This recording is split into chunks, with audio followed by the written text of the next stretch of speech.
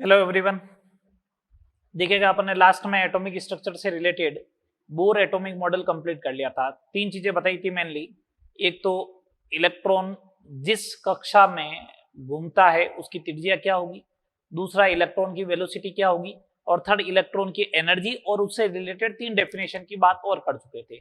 आज अपन पढ़ने जा रहे हैं स्पेक्ट्रम। आज अपन क्या पढ़ने जा रहे हैं? स्पेक्ट्रम। अब पहले समझो स्पेक्ट्रम बनता कैसे। वेलोसिटी ऑफ लाइट जो होती है, प्रकाश का वेग, वो माध्यम के घनत्व के ऊपर निर्भर करता है। प्रकाश का वेग जो होता है वो किसके ऊपर डिपेंड करता है? माध्यम के घनत्व के ऊपर निर्भर करता है। जब लाइट जो है वो एक मीडियम से, एक माध्यम से दूसरे माध्यम में जाती है तो डेंसिटी का डिफरेंस आया। डेंसिटी का डिफरेंस आएगा तो इसका मतलब क्या होगा? उसकी वेलोसिटी चेंज होगी। वेलोसिटी चेंज होगी तो वो क्या होगा? विचलन होगा। तो जब प्रकाश एक माध्यम से दूसरे माध्यम में गमन करता है तो वो अपने पथ से क्या होता है? विचलित होता है। अगर अपने पथ से विचलित होता है, अगर अपने पथ से विचलित होता है तो विचलन जो होता है वो तरंग दैर्ध्य के व्युत्क्रमानुपाती होता है। विचलन किसके व्युत्क्रमानुपाती होता है? तरंग दैर्ध्य के। इसका मतलब अगर मैं लाइट की बात करूं, विजिबल लाइट की, तो उसमें विजिबल लाइट में विबग्य और इंक्रीजिंग ऑर्डर था। किसका? वेवलेंथ का। मतलब वॉयलेट कलर की मिनिमम और रेड कलर की मैक्सिमम। तो इसका मतलब रेड कलर की वेवलेंथ मैक्सिमम है, इसका मतलब इसका डेविएशन, डिफ्लेक्शन, विचलन जो आएगा वो क्या आएगा? न्यूनतम आएगा। आ रही बात समझ में? तो ऐसे ऑर्डर भी पूछा जा सकता है कि बताओ विचलन का क्रम क्या आएगा, तो रेड कलर का विचलन न्यूनतम होना चाहिए और उसका जो आएगा वो मैक्सिमम आएगा। किसका? वॉयलेट कलर का, बैंगनी कलर का। अब अगर मैं इस प्रकाश को एक प्रिज्म से पास करवा दूं, ये इस टाइप का एक प्रिज्म है, अगर इससे पास करवा दूं तो पहले यहां पे और इसकी डेंसिटी में क्या हुआ? डिफरेंस हुआ। तो यहां पे डेंसिटी में डिफरेंस हुआ तो अपने पथ से विचलित हुआ, ये इस टाइप से। और अलग अलग जो है, अलग अलग तरंग दैर्ध्य का अलग अलग विचलन होगा, इसलिए अब लाइट स्प्लिट होनी स्टार्ट हो जाएगी। क्या होना स्टार्ट हो जाएगी? स्प्लिट। ये देखो स्प्लिट हो गई, फिर वापस स्प्लिट हुई तो ये बन गया स्पेक्ट्रम। सबसे कम विचलन किसका हुआ? रेड लाइट का। तो ये जो सबसे ऊपर वाली लाइट होगी ना, ये रेड होगी और सबसे नीचे वाली वॉयलेट होगी। इसका पैटर्न को अगर एक फोटोग्राफिक प्लेट पे लिया जाए, इस विचलन के पैटर्न को अगर एक फोटोग्राफिक प्लेट पे लिया जाए तो इसी को अपन क्या बोलते हैं?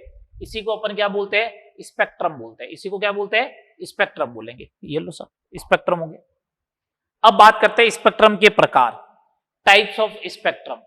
स्पेक्ट्रम जो होता है वो अलग अलग क्लासिफाई कर रखा है। पहला क्लासिफिकेशन है कंटिन्यूअस और डिसकंटिन्यूअस, सतत और असतत।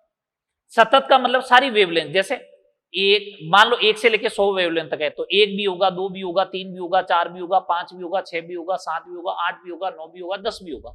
इस टाइप से चलता रहेगा 100 तक। तो ऐसे बोलेंगे सतत स्पेक्ट्रम, जिसमें सभी वेवलेंथ उपस्थित हो। एक ऐसा स्पेक्ट्रम हो सकता है जिसमें एक हो, एक के बाद में 4 हो, फिर 6 हो, फिर 11 हो, फिर 20 हो, फिर 40 हो। इसका मतलब कुछ पर्टिकुलर वेवलेंथ हुई। जब पर्टिकुलर वेवलेंथ होती है तो उसे बोलते हैं असतत। तो सतत में सभी तरंग दैर्ध्य उपस्थित होगी, असतत में कुछ विशेष तरंग दैर्ध्य उपस्थित होगी। जो आप रेनबो देखते हो,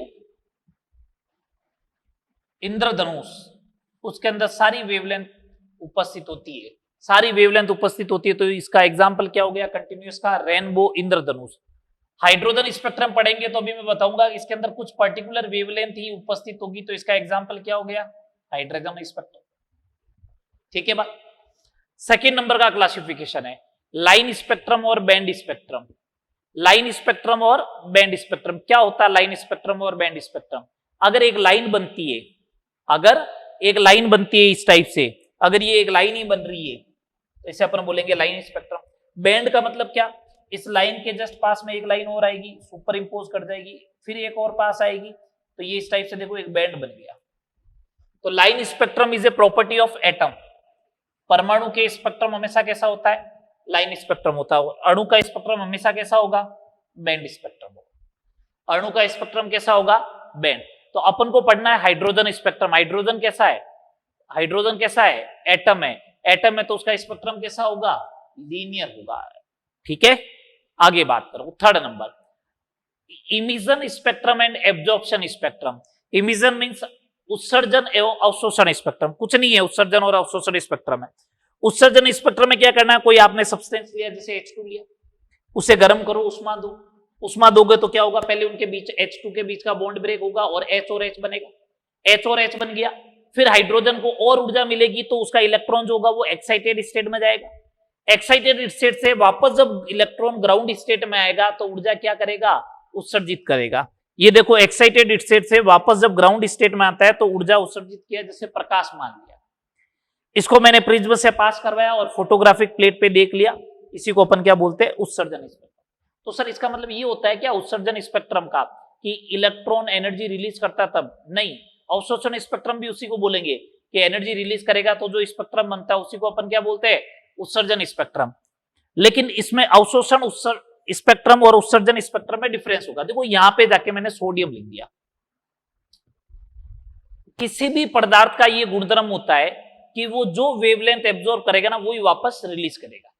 जैसे सोडियम है, अपन बोलते हैं येलो कलर को ये रिलीज करता है, तो येलो कलर एब्जॉर्ब भी करता है, येलो कलर एब्जॉर्ब करता है, तो सोडियम जो है वो येलो कलर एब्जॉर्ब करेगा। तो यहां से सातों कलर आने थे, सातों में से इसने कौन सा एब्जॉर्ब कर लिया, येलो। तो जब प्रिज्म से पास करूंगा तो क्या येलो कलर दिखेगा क्या? येलो कलर तो पहले ही क्या हो गया था, अवशोषित हो गया था। येलो कलर जब अवशोषित हो गया था तो येलो कलर के करस्पॉन्डिंग यहाँ पे कुछ नहीं बनेगा, तो यहाँ पे कैसा दिखेगा, डार्क स्पॉट दिखेगा। ये किसके करस्पॉन्डिंग है, ये येलो लाइट के करस्पॉन्डिंग है। येलो के सापेक्ष जो होगा वो कैसा बनेगा, ब्लैक कलर का स्पॉट बन जाएगा। येलो कलर के सापेक्ष कैसा बन जाएगा, ब्लैक कलर का स्पॉट। तो अवशोषण स्पेक्ट्रम जो होता है उत्सर्जन स्पेक्ट्रम का ही एक टाइप है। अवशोषण स्पेक्ट्रम उत्सर्जन स्पेक्ट्रम का ही एक टाइप है, जिसमें कुछ पर्टिकुलर वेवलेंथ का क्या हो जाता है, एब्जॉर्ब हो जाता है, अवशोषण होता है, तो उसके करस्पॉन्डिंग काला धब्बा मिलता है, उसी को अपन क्या बोलते हैं, अवशोषण स्पेक्ट्रम बोलते हैं। बात क्लियर? तो ये स्पेक्ट्रम से रिलेटेड बात होगी। अब अपन जैसे हाइड्रोजन स्पेक्ट्रम पढ़ने वाले हैं तो उसमें एक वेव नंबर का फॉर्मूला आने वाला है, मैं वो पहले डिराइव कर देता हूं। तो formula of wave number, formula of wave number, तरंग संख्या का फॉर्मूला।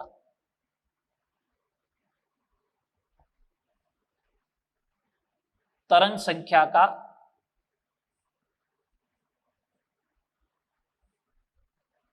सूत्र बोलो, फॉर्मूला बोलो, एक ही बात। अपन ने एक चीज बोली कि En2 माइनस En1 जो होगा वो किसके बराबर होगा, एच न्यू। यही तो बात हुई। तो एच न्यू बराबर En2 का फॉर्मूला लिख रहा हूं, N2 E का फॉर्मूला होता है माइनस का 2 pi square k square m z square e raise to the power 4। N2 है तो N2 का स्क्वायर H स्क्वायर माइनस वापस माइनस का 2 pi square k square m z square e raise to the power 4 N1 का square H square. ये आएगा। H new को लिख दिया एच सी बाई लेमडा। यहां से एक काम करो, माइनस माइनस प्लस हो जाएगा, 2 पाई स्क्वायर आ गया common, k square m e raise to the power 4 upon हो गया एच स्क्वायर, ये सब कॉमन आ गए। तो यहां से क्या बच गया, जेड स्क्वायर भी ले लो, कॉमन ले लो, 1 अपॉन N1 का स्क्वायर माइनस 1 अपॉन N2 का स्क्वायर। ये आ गया, बोलो हाँ या ना, आ गया। 1 by lambda is equal to 2 pi square k square m e raise to the power 4 c h cube, और ये हो गया जेड स्क्वायर 1 अपॉन N1 का स्क्वायर माइनस 1 अपॉन N2 का स्क्वायर। ये सब कुछ क्या है, कांस्टेंट है, तो 1 by lambda is equal to ये हो गया are Z square 1 upon N1 का स्क्वायर माइनस 1 बाई N2 का स्क्वायर।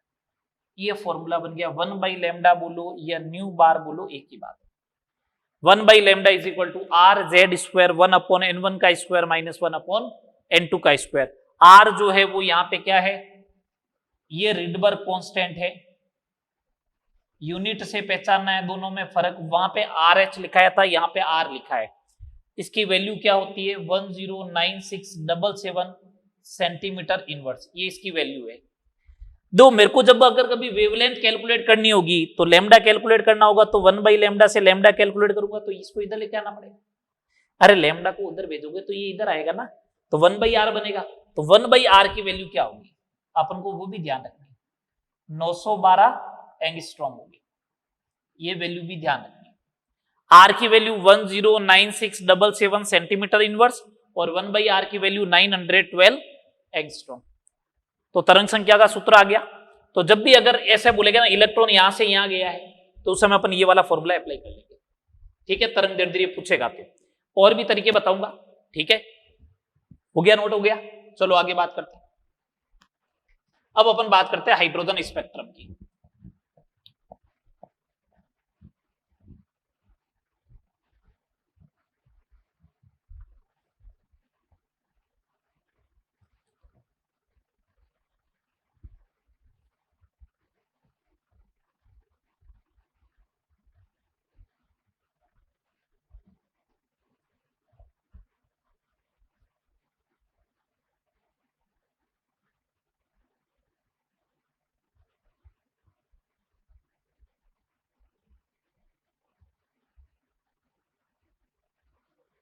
अब अपन बात करते हैं हाइड्रोजन स्पेक्ट्रम की।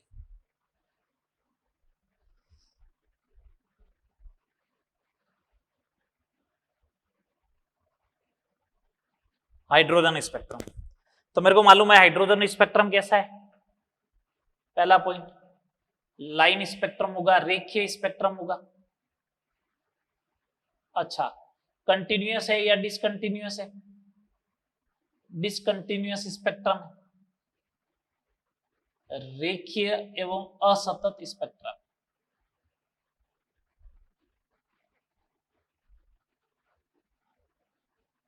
ये रेखीय और असतत स्पेक्ट्रम। अब बात समझे, ये बना रहा हूं स्पेक्ट्रम कैसे बनेगा। ये एनर्जी लेवल ले रहे हैं अपन, ये n बराबर 1 का लेवल है, ये n बराबर 1, ये सीधा n बराबर 2 है यहां पे, इतना गैप रखा। फिर n बराबर 3 यहां पे, फिर ये n बराबर 4 यहां पे रख दिया, फिर गैप कम किया n बराबर 5, फिर गैप कम किया n बराबर 6 और यहां पे n बराबर इंफिनिटी। ये हो गए। इसका मतलब ये सेकंड नंबर वाला का गैप रहेगा। ये लो, सेकंड ऊर्जा इस तरह, ये थर्ड ऊर्जा इस तरह, ये फोर्थ ऊर्जा इस तरह, ये फिफ्थ ऊर्जा इस तरह और ये सिक्स्थ ऊर्जा इस तरह। ये साइज गैप कम क्यों होता गया? देखो, हाइड्रोजन के फर्स्ट सेल में एनर्जी कितनी है? माइनस की 13.6, दूसरे में माइनस की 3.4, तो गैप कितने का आएगा? 10.2 का। माइनस 3.4 और यहाँ पे माइनस का 1.51, तो गैप कितने का आएगा? लगभग 1.9 का। तो पहले 10 का गैप था, अब 1.9 का है, तो गैप तो कम ही होना है। धीमे धीमे धीमे धीमे गैप ऊपर हो जाओगे तब क्या होता जाएगा? कम होता जाएगा। ठीक है, अब देखो, कहीं से भी अगर फर्स्ट में गिरे, ये देखो कहीं से भी अगर फर्स्ट में गिर रहा है, ये देखो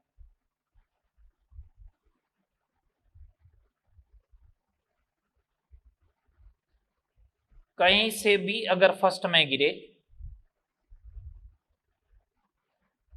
फर्स्ट एनर्जी लेवल में, तो जो स्पेक्ट्रम प्राप्त होगा उसकी श्रेणी को क्या बोलेंगे? लाइमन श्रेणी। कौन सी सीरीज बोलेंगे? Lyman series. ठीक है, अगर कहीं से भी दूसरे में गिरे, ये लोग कहीं से भी दूसरे में गिरा रहे हैं,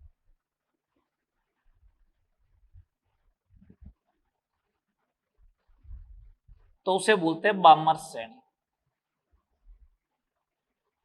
बामर सीरीज। कहीं से भी अगर 3 में गिरे,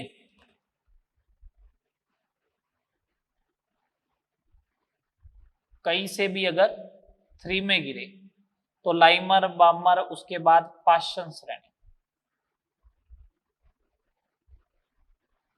कहीं से भी अगर 4 में गिरे,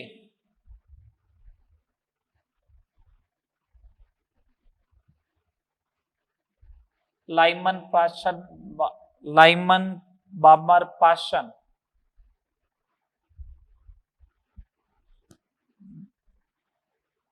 ब्रैकेट श्रेणी। और कहीं से भी अगर 5 में गिर जाए तो इसे बोलते हैं फंड श्रेणी। फंड फुंड इस टाइप से होता है, फंड श्रेणी। तो लाइमन श्रेणी बनेगी, ब्राह्मण श्रेणी बनेगी, पाशन श्रेणी बनेगी, ब्रैकेट श्रेणी बनेगी और फंड सीरीज बनेगी, ये बनने वाला है। तो हाइड्रोजन स्पेक्ट्रम कैसा, लाइन स्पेक्ट्रम, डिसकंटिन्यूअस स्पेक्ट्रम है, ठीक है। अगर कहीं से भी फर्स्ट वाले में गिरता तो लाइमन, दूसरे एनर्जी लेवल में बामर, तीसरे में पाशन, चौथे में ब्रैकेट और पांचवें फंड श्रेणी बनेगी, ठीक है। ये पहली लाइन होती है, ये पहली लाइन है। लास्ट वाली लाइन जो होती है वो ये होती है, अनंत से जब गिरे, अनंत से जब गिरेगा तो वो कौन सी श्रेणी, कौन सी लाइन होगी, लास्ट लाइन होगी। जब अनंत से गिरेगा तो कौन सी लाइन होगी, लास्ट लाइन होगी। तो अनंत से गिर रहा है उसको लास्ट लाइन मानते हैं, उसको अपन ये भी बोलते हैं। पहली लाइन जो होगी हमेशा, फर्स्ट लाइन जो होती है वो तो ये होती है, जिसमें गिरना है, ये लो मान लो n में गिरना है, n में गिरना है, n बराबर एनर्जी लेवल, तो उससे जस्ट ऊपर वाले से गिरे तो उसे तो बोलते हैं फर्स्ट लाइन। लास्ट लाइन जो होती है जिसे अपन सीरीज लिमिट लाइन भी बोलते हैं, उसके बाद सीरीज खत्म हो जाती है, लिमिट हो जाती है सीरीज की, उसे अपन सीरीज लिमिट लाइन भी बोलते हैं। वो कब, जब इंफिनिटी से कहां पे गिरे, एन में, इंफिनिटी से 1 में गिरे। मैं बस दो श्रेणी को एक्सप्लेन कर रहा हूं, लाइमन और बामर, आपको समझ में आ जाएगा। तो पाशन, ब्रैकेट, फंड इसी टाइप से आपको एक्सप्लेन करना है, ठीक है। जैसे मैं लाइमन सीरीज को एक्सप्लेन कर रहा हूं कि इसकी रेंज क्या आएगी, फर्स्ट लाइन क्या होगी। तो लाइमन सीरीज में अगर n1 की वैल्यू की बात करें अगर अपन कि n1 क्या होगा, तो मैंने कहा n1 तो 1 होगा हमेशा, n2 क्या होगा 2 3 4 इस टाइप से चलता रहेगा, इंफिनिटी तक चलता रहेगा, ठीक है बात। अच्छा चलो अब अपन बात करते हैं, ये तो n1 की वैल्यू होगी, n2 की वैल्यू होगी, मेरे को चाहिए फर्स्ट लाइन। तो फर्स्ट लाइन चाहिए, तो इसका मतलब n2 बराबर होगा 2, इससे गिरेगा n1 बराबर 1 में, ठीक है। एक बात बताओ, ये वाला ऊर्जा गैप जो होगा 2 से 1 में गिरेगा, तो ये कितने का गैप हुआ, 10.2 का, 13.6 से 3.4, 10.2 का। ये वाला गैप बड़ा ऊर्जा का, ये गैप और बड़ा, ये गैप और बड़ा, ये गैप और बड़ा, ये गैप और बढ़ गया। जब अनंत से पहले में गिरता है तो गैप ऊर्जा का क्या होता है, ज्यादा। ये ऊर्जा का गैप क्या है, न्यूनतम है। अगर ये डेल्टा ई मिनिमम है तो इसका मतलब वेवलेंथ जो आएगी वो क्या आएगी, मैक्सिमम आएगी। तो इस लाइन के करस्पॉन्डिंग लेमडा क्या आएगा, मैक्सिमम आएगा। देखो लेमडा कैलकुलेट करने के दो तरीके मेरे पास, 1/λ max is equal to, hydrogen के लिए बात चल रही है तो r z स्क्वायर 1 का स्क्वायर 1/n1 का स्क्वायर माइनस 1/n2 का स्क्वायर, ये लो 1/λ max is equal to r 1 - 1/4 3/4r। तो लैम्डा मैक्स चाहिए अगर आपको 4/3 इंटू 1/r, 1/r की वैल्यू होती है 912, अभी लिखवाया था, तो ये होगी 1216 एंगस्ट्रॉम। ये तो आगे लैम्डा मैक्स, ठीक है। लास्ट लाइन की बात करता हूं, लास्ट लाइन की बात करते हैं अपन, लास्ट लाइन। तो लास्ट लाइन के लिए n2 की वैल्यू होगी इंफिनिटी से किस में गिरना चाहिए, n1 बराबर 1। अगर ऐसा होगा तो उस कंडीशन में, ऐसा होगा तो उस कंडीशन में एनर्जी गैप जो आएगा डेल्टा ई वो आएगा मैक्सिमम। अगर एनर्जी गैप मैक्सिमम आएगा तो लैम्डा क्या आएगा, मिनिमम, ऐसा होगा। तो 1/λ minimum is equal to r z square 1/1 का स्क्वायर माइनस 1/इंफिनिटी का स्क्वायर। इंफिनिटी 1/इंफिनिटी क्या होता है, 0। तो 1/λ minimum is equal to r, तो lambda minimum is equal to 1/r, और 1/r की वैल्यू कितनी हो जाएगी, 912 एंगस्ट्रॉम। तो 912 एंगस्ट्रॉम से लेके 1216 एंगस्ट्रॉम में आएगा। इसका मतलब इसकी रेंज क्या बनने वाली है, विजिबल की रेंज लिखाई थी मैंने आपको, विजिबल की रेंज लिखाई थी पहले जब इलेक्ट्रोमैग्नेटिक वेव पढ़ाई थी, 3800 से लेके 7600 एंगस्ट्रॉम, तो ये 3800 से कम है। एक्स रेज होता है 1 से लेके 100, एक्सरे कहां से लेके होता है 1 से 100, तो 100 से आगे कौन है अल्ट्रावायलेट पराबैंगनी, 100 से लेके 3800 तक कौन हो गया पराबैंगनी। तो इसका रेंज जो आएगा कौन से क्षेत्र में दिखेगी, तो अल्ट्रावायलेट रीजन में दिखेगी, पराबैंगनी क्षेत्र में दिखनी चाहिए। बोलो समझ में आ रही है बात, किसमें दिखेगी पराबैंगनी क्षेत्र में दिखेगी। एक तो ये बात हो गई। सेकंड नंबर बात सुने, इसको टैकल करने का एक तरीका और है कि आपने ये वेवलेंथ वगैरह कैलकुलेट किया ना, मैं इसका रफली आइडिया देता हूं। सेकंड मेथड क्या है इसका, समझे बात। सेकंड मेथड क्या, मैंने क्या किया, ये हाइड्रोजन के लिए बात है कि फर्स्ट लाइन इसका मतलब दूसरे से पहले माना चाहिए, तो फर्स्ट वाले में एनर्जी है माइनस का 13.6 और सेकंड वाले में एनर्जी कितनी है माइनस का 3.4, तो डेल्टा ई कितना हो गया 10.2 इलेक्ट्रॉन वोल्ट। इसको बराबर कर दो 12400 अपॉन लैम्डा 1 2 का 4 डिवाइड बाई लैम्डा, तो लैम्डा बराबर 1 2 का 400 अपॉन 10.2। अगर ये 10 होता तो 1240 आता ही आता, तो 1240 से कम आएगा, देख लो लगभग लगभग तो आ गया। तो ऐसे करो वेव नंबर वाले फॉर्मूले से, या चाहे ऐसे करो, सेम बात है, कोई दिक्कत नहीं। ठीक है, बात समझ में आ गई। मैंने तो एक आपको आइडिया दिया है। तो ये तो हो गया कौन सा लाइमन सीरीज। लाइमन सीरीज कौन से रीजन में आएगी, अल्ट्रावायलेट रीजन में आएगी। चलो आगे बात करते हैं अपन।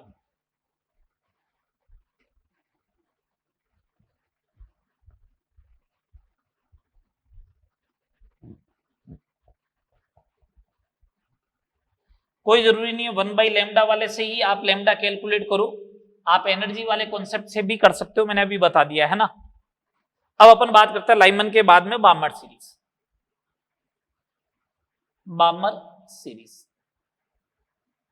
बामर सीरीज में ये तो कंफर्म है, क्या कंफर्म है कि n1 की वैल्यू तो होगी 2 और n2 की वैल्यू 3 4 5 ऐसे चलते हुए इंफिनिटी। ठीक है, अपन बात करते हैं फर्स्ट लाइन की। फर्स्ट लाइन का मतलब n1 की वैल्यू तो होगी 2 और n2 की वैल्यू होगी 3, ये बात हुई। डेल्टा ई होगा मिनिमम, अगर डेल्टा ई मिनिमम होगा तो लैम्डा क्या होगा मैक्स, तो lambda max is equal to, hydrogen के लिए ही बात चल रही, तो आर जेड स्क्वायर 1 का स्क्वायर 1/2 का स्क्वायर माइनस 1/3 का स्क्वायर, ये आएगा। तो lambda max is equal to R 1/4 minus 1/9, R ये आ गया 36 5, तो lambda max is equal to 36/5 R. इसकी वैल्यू पुट कर दे आप,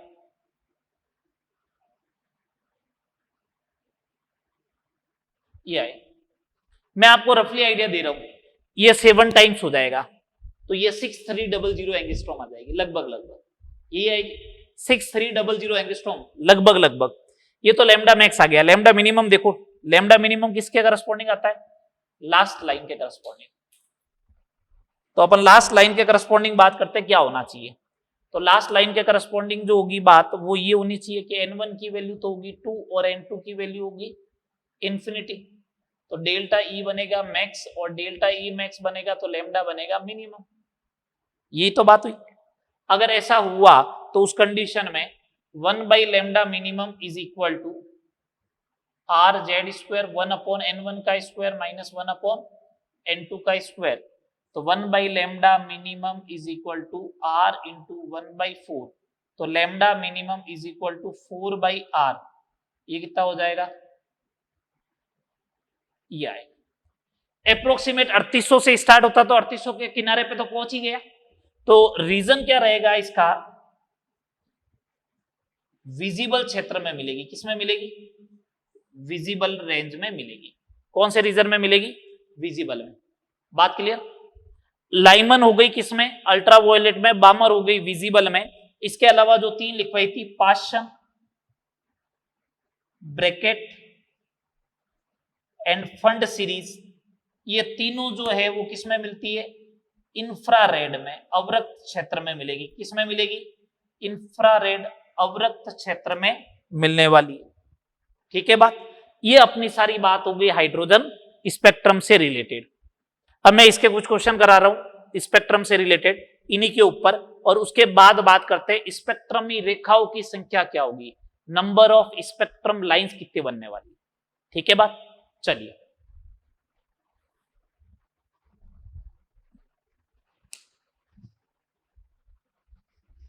ये डायग्राम तो अभी स्पेक्ट्रम लाइंस में भी काम आने वाला है, इसलिए इसको पढ़ा रहने देते हैं।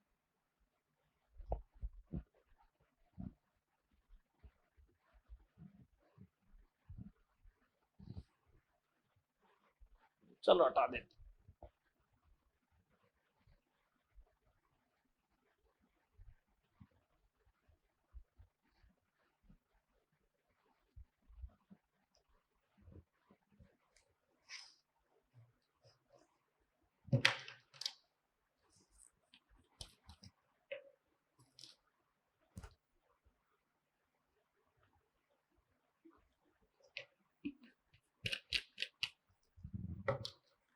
जैसे पहला क्वेश्चन देखिए,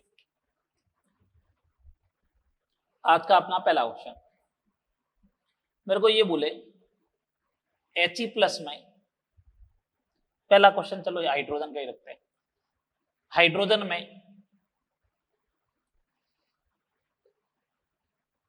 लाइमन श्रेणी की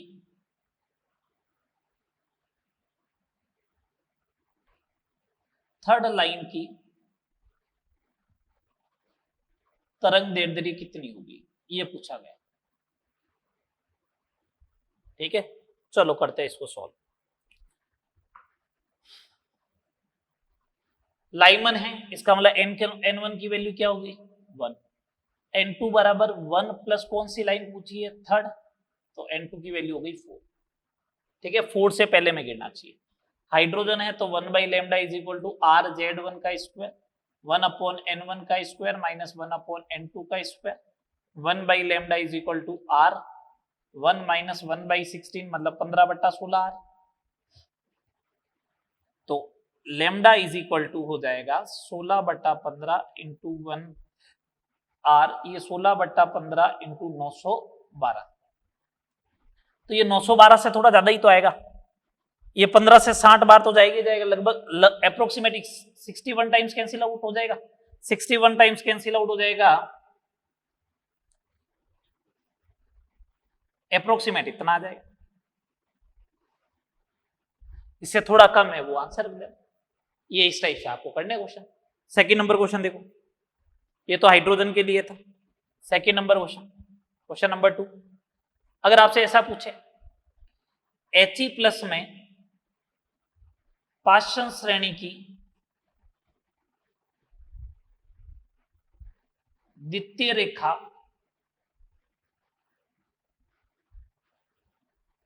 की तरंग दैर्ध्य ज्ञात करो, तो पहले तो अपन को ये समझना है पाषाण श्रेणी है, पाषाण श्रेणी है तो इसका मतलब लाइमन बामर पाषाण मतलब n बराबर 3, N2 बराबर कौन सी रेखा है दूसरी, तो 3 प्लस 2 मिला के हो गया 5, ये तो आ गई बात। अब बात करते हैं 1 by lambda is equal to 1 by lambda is equal to are, z है He प्लस तो 2 का स्क्वायर, फिर 1 बाई 3 का स्क्वायर माइनस 1 बाई 5 का square, 1 by lambda is equal to 4r, 1 by 9 minus 1 by 25, LCM ले लो, 1 by lambda is equal to 4r, ऊपर बच जाएगा 16, नीचे बच जाएगा 225, तो lambda is equal to 225 upon 64 into r, lambda is equal to 225 upon 64 into 912। ये जो भी आएगा इसको आपको सॉल्व करना है। हो गया second number question. Third number question,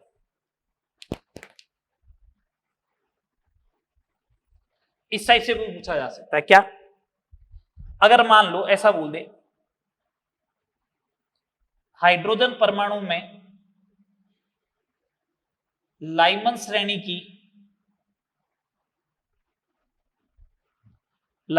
की सेकेंड लाइन की तरंग दैर्ध्य x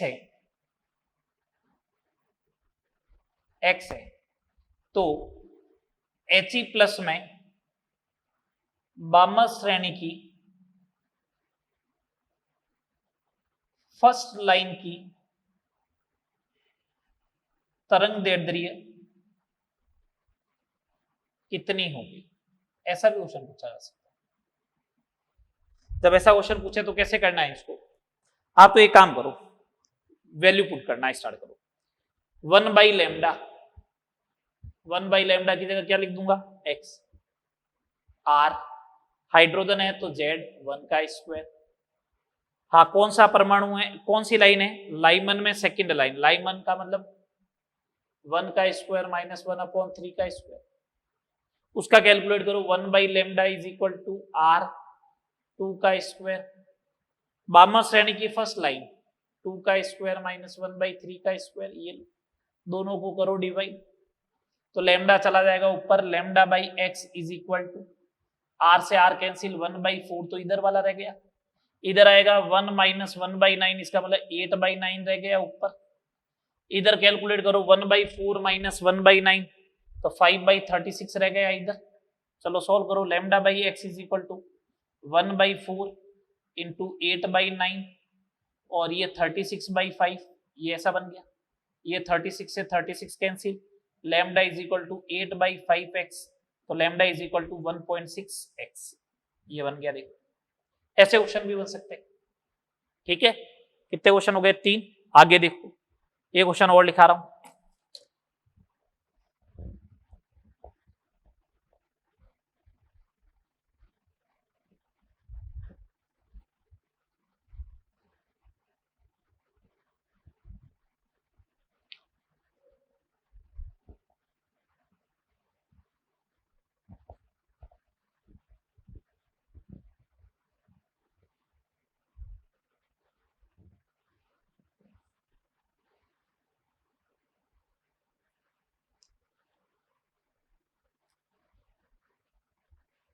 क्वेश्चन नंबर 4, Li+2 के किस संक्रमण के लिए या कौन से संक्रमण के लिए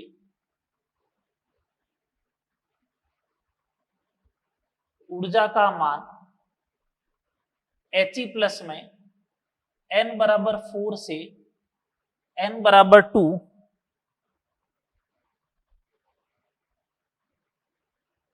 के संक्रमण के बराबर होगा, ये बोला गया, ठीक है। अपन से क्वेश्चन क्या पूछा गया कि Li+2 में आपको संक्रमण बताना है जिसके लिए ऊर्जा का मान जो है वो किसके बराबर हो, He+ में n बराबर 4 से n बराबर 2, n बराबर 4 से n बराबर 2 के संक्रमण के क्या होगा, बराबर होगा। मैंने कहा एक बात बताओ, ऊर्जा का मान बराबर है तो जब E बराबर है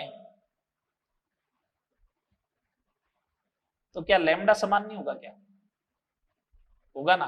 और अगर लैम्डा समान होगा तो 1/λ समान नहीं होगा, क्या होगा ना। तो 1/λ दोनों के बराबर कर दो। 1/λ इधर लिख रहा हूं लिथियम के लिए R, मतलब 1/λ Li+2 का इज इक्वल टू 1/λ किसका, He+ का बराबर होगा। लगाओ बराबर, R(z²) 3 का स्क्वायर, ये मेरे को मालूम नहीं, ज्ञात करना है तो ये लो, बोलो भैया इधर R2 का स्क्वायर 1/n1 का स्क्वायर, मतलब 1/2 का स्क्वायर माइनस 1/4 का स्क्वायर, R से R कैंसिल, ये हो गया 9, 1/n1 का स्क्वायर माइनस 1/n2 का स्क्वायर, 4, 1/4 माइनस 1/16। एक काम करता हूं, इस 9 को अंदर भेजता हूं, तो इसको ऐसे लिख दूं क्या,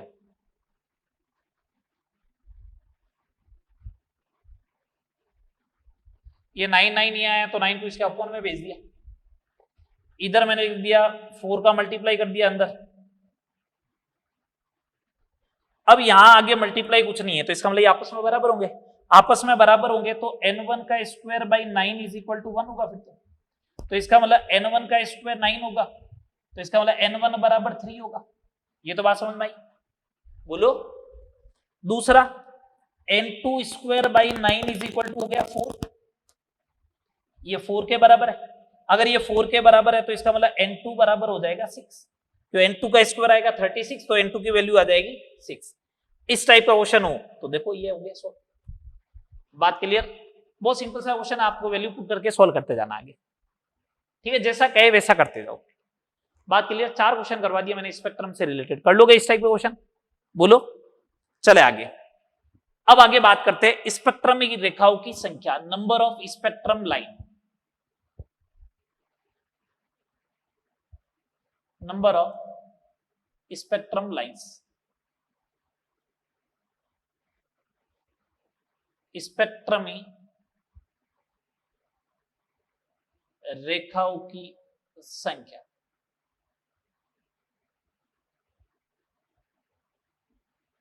मैं आपको 3 केस लिखा रहा हूं, ठीक है? केस फर्स्ट, फॉर्मूले ध्यान में रखना है आपको बस। केस फर्स्ट, और जब उल्टे सीधे क्वेश्चन बनेगा ना, जब उल्टे सीधे क्वेश्चन बनेंगे उस समय तो मैं डायग्राम बना के बताऊंगा। नॉर्मल वे में चल रहा है तो चलने दो। केस फर्स्ट, एन से ग्राउंड स्टेट में आ रहा है। कहां से आ रहा है? एन से ग्राउंड स्टेट। ग्राउंड स्टेट के लिए एन की वैल्यू क्या होती है? 1। इलेक्ट्रॉन कहां से आ रहा है? एन से ग्राउंड स्टेट में आ रहा है। तो उस कंडीशन में स्पेक्ट्रमी रेखा की संख्या जो आएगी, स्पेक्ट्रम लाइंस जो आएगी, वो आएगी n into n minus 1 divide by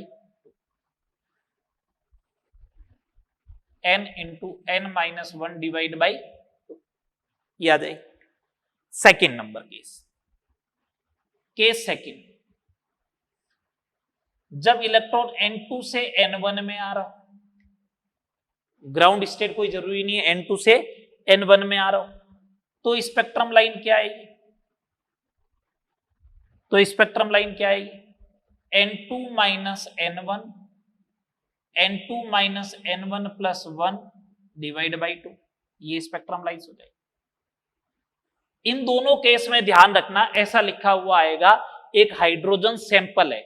hydrogen sample का मतलब क्या? उसके अंदर हाइड्रोजन जैसे खूब एटम होंगे।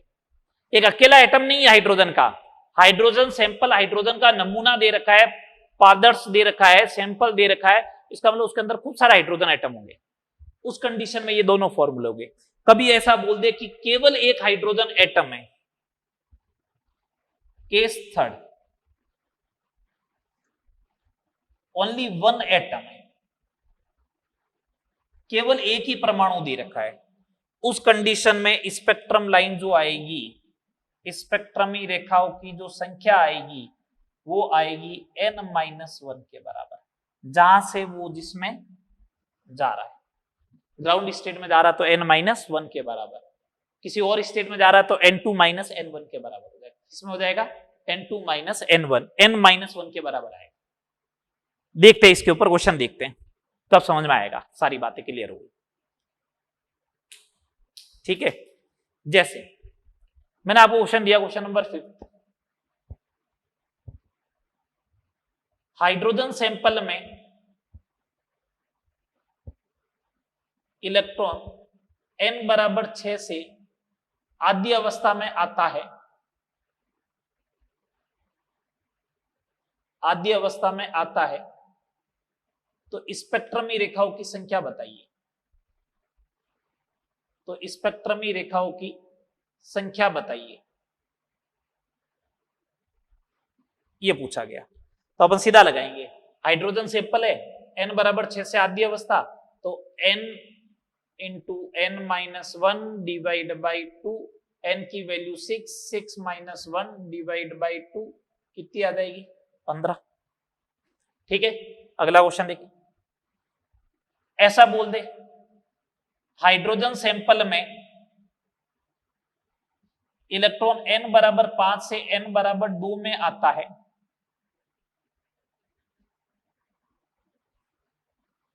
तो स्पेक्ट्रमी रेखाओं की संख्या क्या होगी? ग्राउंड स्टेट तो दिया नहीं इस बार, तो नहीं दिया तो कोई बात नहीं, स्पेक्ट्रमी रेखाओं की संख्या का फॉर्मूला अपने पास है n2 minus n1 into n2 minus n1 plus 1 divide by 2, तो 5 minus 2, 5 minus 2 plus 1 divide by 2, तो 3 इंटू 4 डिवाइड बाई 2 कितना आ जाएगा 6। ठीक है, अगला क्वेश्चन देखिए। अपन को सिंपल सा ये पूछ लिया, हाइड्रोजन के एक परमाणु में, हाइड्रोजन के एक परमाणु में, हाइड्रोजन के एक परमाणु में इलेक्ट्रॉन n बराबर 4 से आद्य अवस्था में आता है,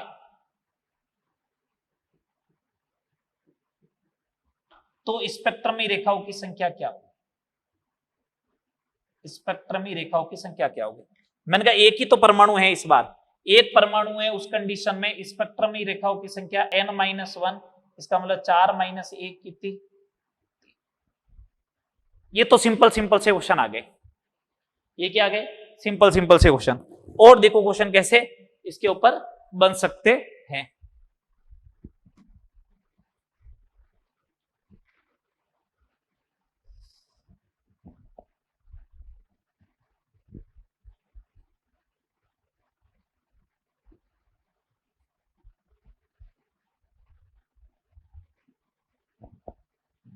दो क्वेश्चन और करवा रहा हूं।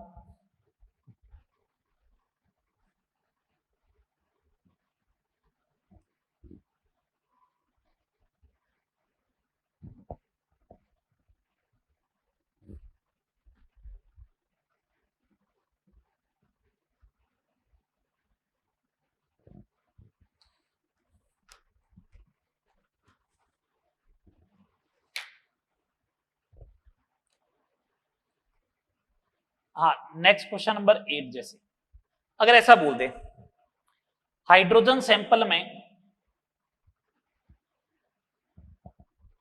इलेक्ट्रॉन n बराबर 5 से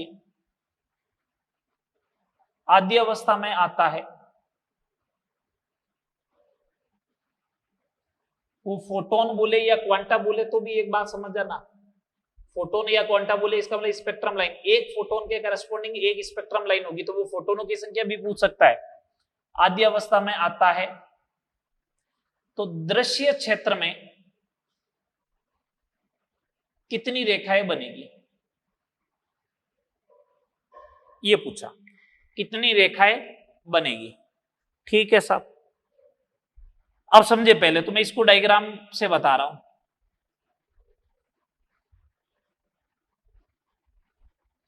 ये n बराबर 1, ये 2, ये 3, ये 4 और ये 5। मेरे को तो एक बात बताओ, 5 से 1 में आएगा तो स्पेक्ट्रम लाइन कितनी बनेगी? 5 × 4 डिवाइड बाई 2 कितनी बनेगी? 10 बनेगी ना। 10 कौन कौन सी? देखो हमेशा ध्यान रखना कैसे बनानी है। 5 से सबसे पहले 1 में भेज दो, 5 से 2 में भेज दो, 5 से 3 में भेज दो, 5 से 4 में भेज दो, तो 5 वाले सारे केस खत्म। फिर भेजो 4 से 1 में, ये लो, फिर 4 से 2 में, फिर 4 से 3 में, ये लो, फिर 3 से भेजो, 3 से 1 में, 3 से 2 में, फिर 2 से 1 में। बस हो गए देखो सारे केस, 1 2 3 4, फिर 5 6 7 8 9 और 10। मेरे को बोला कि बताइए दृश्य क्षेत्र में, दृश्य क्षेत्र का मतलब ये हुआ कि जब n बराबर 2 आएगा, n बराबर 2 में गिरेगा तभी होगा। n बराबर 2 में देखो कितना, 1, ये रही, 2 और 3, कितनी स्पेक्ट्रम लाइन बनी? 3 स्पेक्ट्रम लाइन बनी। कितनी स्पेक्ट्रम लाइन बनी? 3 स्पेक्ट्रम लाइन बनी। ठीक है, आप इसको ऐसे भी कर सकते हो, दृश्य क्षेत्र में गिरना है तो n बराबर 2 में गिरना है, तो 5 से 2 में गिरे, 4 से 2 में गिरे और 3 से 2 में गिरे। डायरेक्ट ऐसे 5 से 2 में गिरे, 4 से 2 में गिरे, 3 से 2 में गिरे, तो 3 ही लाइन बनेगी। अब मेरे को बोले बताओ कि अल्ट्रा वायलेट में कितनी बनेगी, इसका मतलब पहले में गिरनी चाहिए, तो 5 से 1 में गिरे, 4 से 1 में गिरे, 3 से 1 में गिरे, 2 से 1 में गिरे, कितनी लाइनें बनेगी? 4। ये देख लो 4 बनी, 1 2 3 4। समझ में आ गई बात? बोलो। तो जितनी अल्ट्रा वायलेट में बनेगी उससे एक कम किस में बन रही है? दृश्य में। उससे एक कम किस में बनेगी? आगे वाली लाइन में। आगे वाली लाइन कौन सी? लाइमन बामर पाशन में एक कम बनेगी। लाइमन में जितनी बनती है उससे कम बामर में एक, बामर में जितनी बनती है उससे कम एक पाशन में, पाशन से एक कम ब्रैकेट में, ब्रैकेट से एक कम फंड में बनती है। आई बात समझ में? तो लाइमन में 5 बनेगी, अगर लाइमन में 4 बन रही है तो बामर में 3, पार्शन में 2, ब्रैकेट में 1, फंड में 0। समझ में आ गई बात? चलो आगे एक लास्ट क्वेश्चन देखो, चलो यहां तक करो, ठीक है।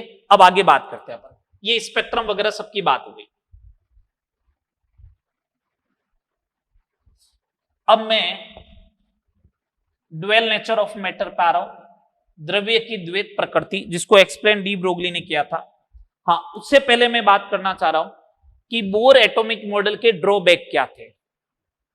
पहला, बोर एटॉमिक मॉडल जो है वो only for single electron species के लिए लगेगा। कितने इलेक्ट्रॉन के लिए लगेगा? एक इलेक्ट्रॉन के लिए। अगर सिंगल इलेक्ट्रॉन स्पीसीज के लिए लगेगा, इसका मतलब He+ के लिए एप्लीकेबल है, हाइड्रोजन के लिए एप्लीकेबल है, Li+2 के लिए एप्लीकेबल है, Be+3 के लिए एप्लीकेबल है, ऐसा है। अगर मैं Ne+ बोलूं तो एप्लीकेबल होगा क्या?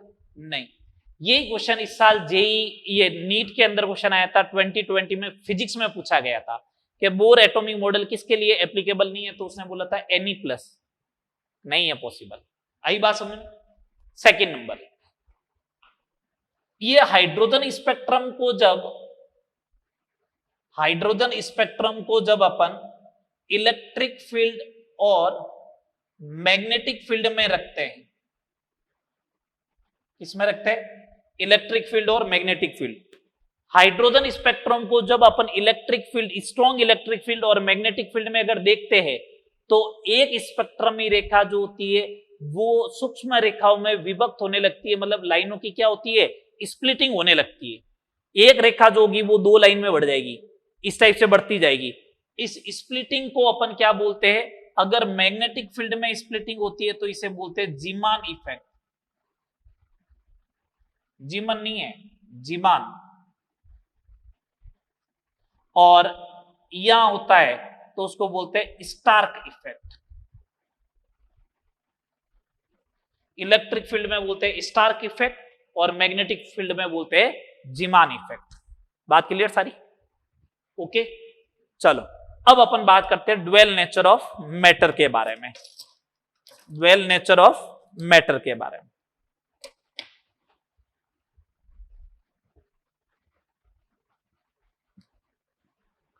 चलिए, हेडिंग लगा रहा हूं मैं, ड्वेल नेचर ऑफ मैटर।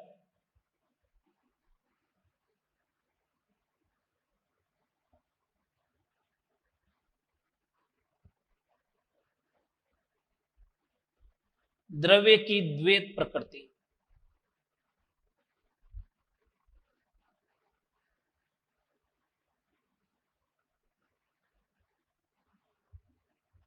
ठीक है, और इसी के ब्रैकेट में लिख रहा हूं de Broglie concept. De Broglie concept, ठीक है। बात क्या बात करने वाला है? De Broglie concept.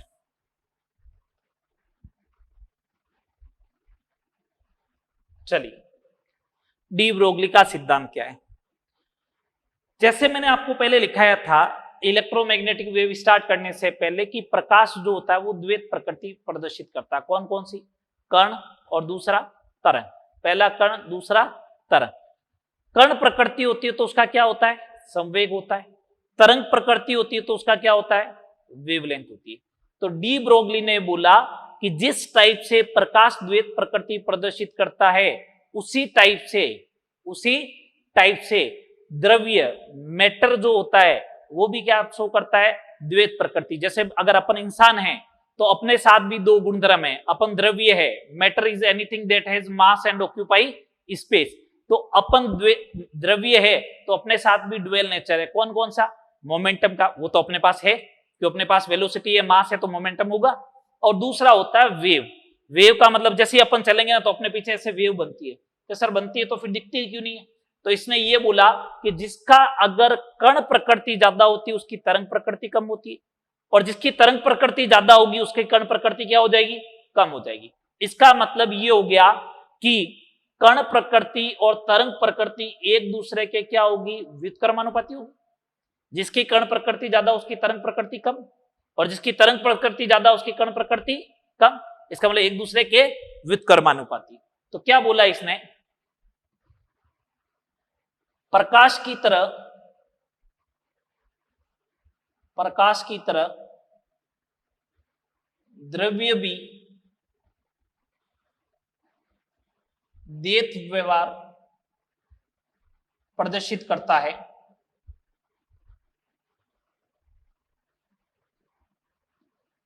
प्रकाश की तरह द्रव्य भी द्वैत व्यवहार प्रदर्शित करता है।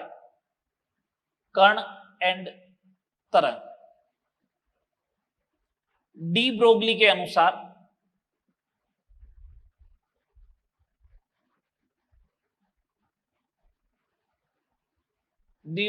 अनुसार द्रव्य के साथ जो तरंग होगी उसे बोलेंगे द्रव्य तरंग। द्रव्य तरंगों की तरंग दैर्ध्य उसके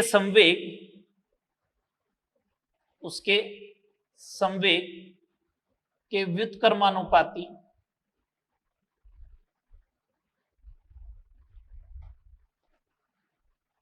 होता है। लैम्डा जो होगा वो इनवर्सली प्रोपोर्शनल टू होगा उसके संवेग के। तो lambda is equal to h upon p. H क्या प्लांक कांस्टेंट, पी क्या संवेग, लैम्डा क्या डी ब्रोगली तरंग दैर्ध्य।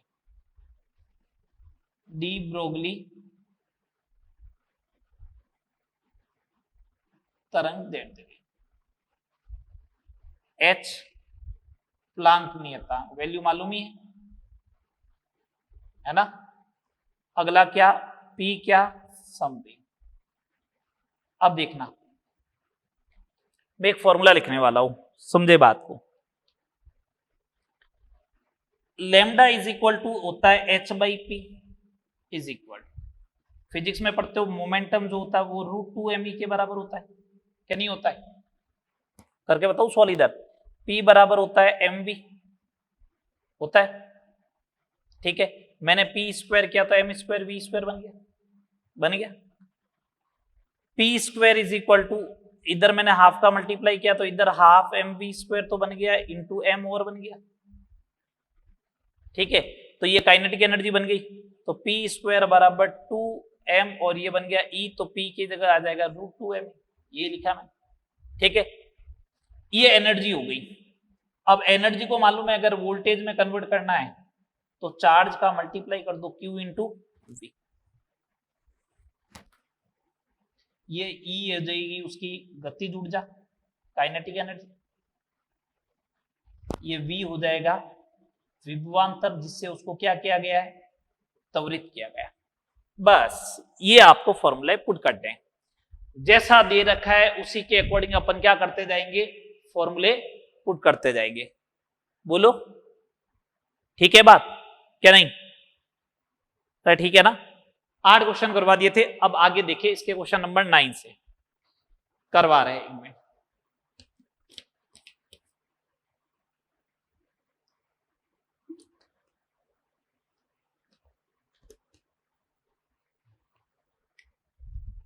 Question number 9,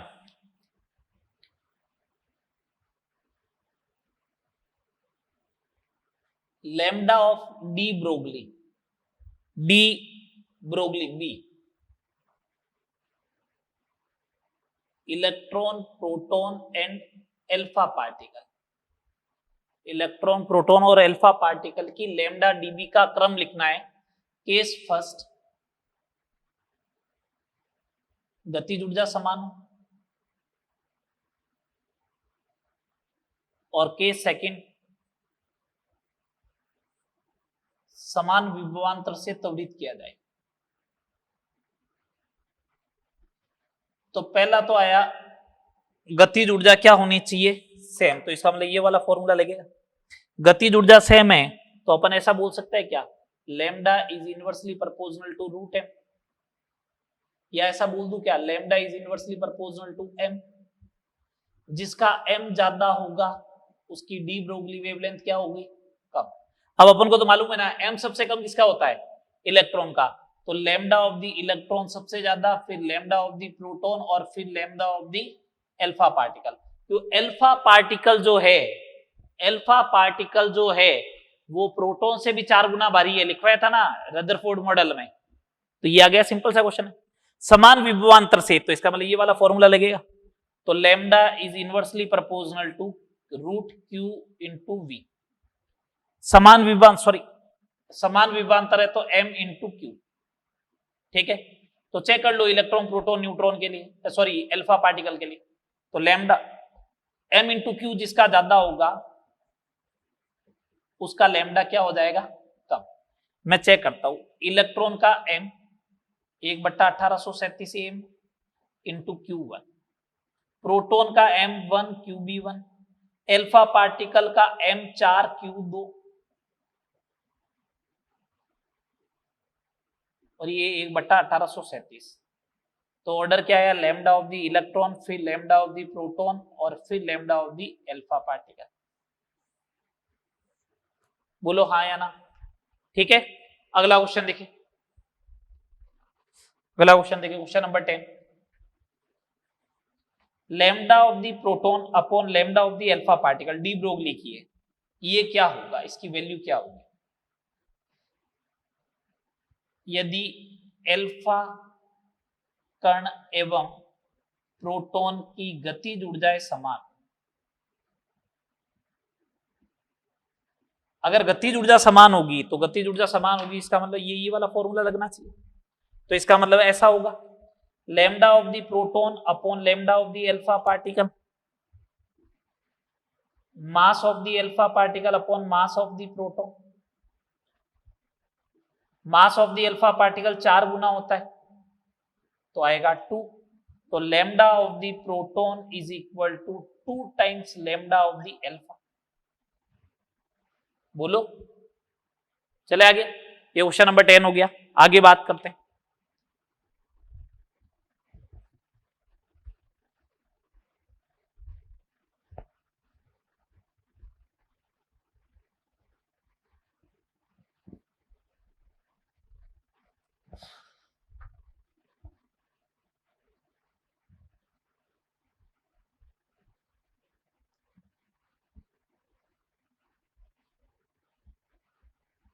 question number 11, question number 11, question number 11 क्या दे रखा है कि इलेक्ट्रॉन को 150 वोल्ट से त्वरित किया जाए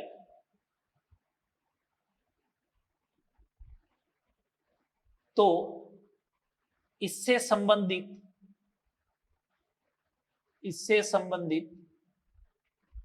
डी ब्रोगली तरंग दैर्ध्य कितनी होगी।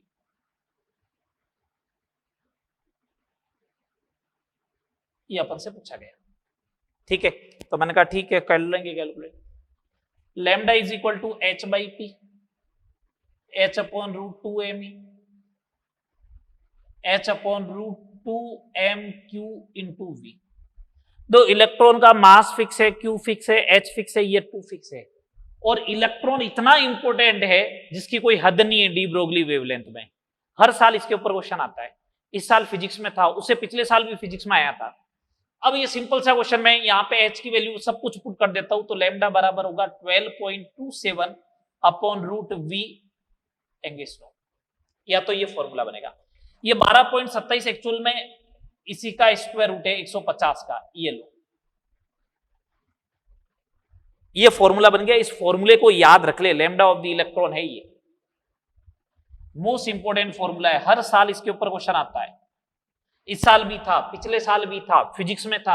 अरे फिजिक्स में वो, केमिस्ट्री में वो बनता तो है ना क्वेश्चन कम से कम एटलीस्ट। ये देखो, अब मेरे को बोला 150 वोल्ट ही है, लो लगा दो, 150 वोल्ट है तो फिर तो 150 वोल्ट का है तो लगा लो, ये आ गया 1 एंगस्ट्रॉम। पिछले साल फिजिक्स में था 10 की पावर 4 वोल्ट से एक्सेलरेटेड किया गया इलेक्ट्रॉन को, तो उसका लैम्डा ई बन जाता सीधा क्या 12.27 अपॉन रूट वी। 10 की पावर 4 का कितना आता बताओ, 100, कितना आता 0.1227 एंगस्ट्रॉम आता है या नहीं आता बताओ, बस बात खत्म। ठीक है, अगला क्वेश्चन और देखो एक,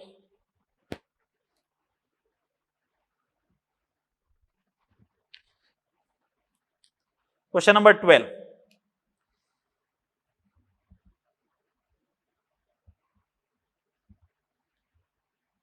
150 ग्राम की बॉल 25 मीटर प्रति सेकंड से गति कर रही है,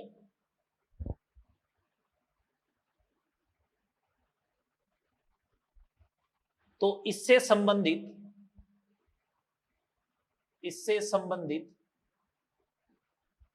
डी ब्रोगली तरंग दैर्ध्य कितनी होगी आपको ये बताना है। तो मैंने कहा ठीक है बता देंगे। लैम्डा इज इक्वल टू, इस बार m दे रखा है तो h अपॉन पी को बोलते हैं m इंटू वी, सब दे दिए जो 6.6 इंटू 10⁻⁻34 m 150 ग्राम है तो किलोग्राम में कन्वर्ट करो ऐसा यूनिट में, 25 मीटर पर सेकेंड ये लो। लैम्डा बराबर 6.6 इंटू 10⁻32, ठीक है। 25 इंटू 15 कितना हो जाएगा 250 और 125 375। Lambda is equal to 660 divide by 375 into 10⁻34 metre. देख लो 150 ग्राम की गेंद थी तो कितनी कम आई, तो इतनी कम दिखेगी ये अपन को, नहीं दिखेगी ना, नहीं दिखेगी ना। इसलिए अपना मास तो 150 ग्राम से बहुत ज्यादा है, और जब अपना मास 150 ग्राम से ज्यादा है तो अपनी तो डी ब्रोगली वेवलेंथ 10⁻⁻34 से भी कम आएगी।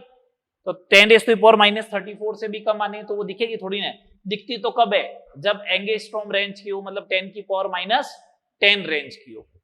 तो इसको सोल्व कर लेना, ये लगभग जो बनेगा वो 1 पॉइंट कितना बन जाएगा, लगभग 1.8 मान लो। सोल्व कर लेना जो भी है ना, कल ऐसा मत करना कि सर ये 1.8 होता ही नहीं, जो भी है मैं तो ये बोल रहा हूँ ये आएगा, ठीक है बात। ये हो गया ड्वेल नेचर ऑफ मैटर। अब अपन नेक्स्ट लेक्चर में बात करेंगे हाइजेनबर्ग का अनसर्टेनिटी प्रिंसिपल, हाइजेनबर्ग का अनिश्चितता का सिद्धांत, उसको बात करने वाले, और उसके बाद अपन स्टार्ट करेंगे क्वांटम नंबर, ठीक है। क्वांटम नंबर हो जाएगा, उसके बाद क्वांटम नंबर से रिलेटेड रूल्स। इनऑर्गेनिक आप पढ़ चुके हो तो मैं इलेक्ट्रॉनिक कॉन्फ़िगरेशन वगैरह की बात नहीं करूंगा, नॉर्मल बात करके, और अपन 2 लेक्चर में अब इस टॉपिक को कंप्लीट करने वाले हैं, ठीक है। Okay, thank you.